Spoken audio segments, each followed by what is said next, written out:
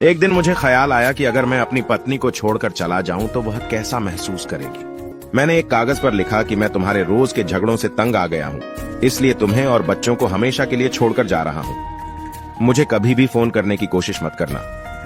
मैंने वह कागज टेबल पर रख दिया और बेड के नीचे जाकर छिप गया। मेरी पत्नी बाजार से आई और उसने टेबल पर रखा कागज पढ़ा और थोड़ी देर शांत रहने के बाद उसी कागज की दूसरी तरफ कुछ लिखा और खुश होकर नाचने लगी। इसके बाद उसने अपने फोन से किसी को फोन लगाया और कहा, बाबू, आज मैं आजाद हो गई।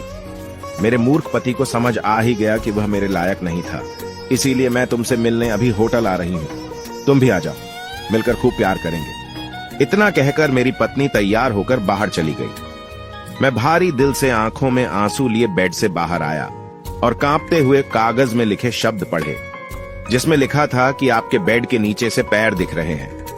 मैं पार्क के सामने से दूध लेने जा रही हूं, तब तक आप हाथ पैर धोकर तैयार हो जाइए। कागज में नीचे एक लाइन लिखी थी, जिसको पढ़कर मुझे आंसू आ गए। उसमें लिखा था, मेरी जिंदगी की खुशियां तो आपके बहाने से हैं, आधी आपको मनाने से है, आधी आपको सताने से है।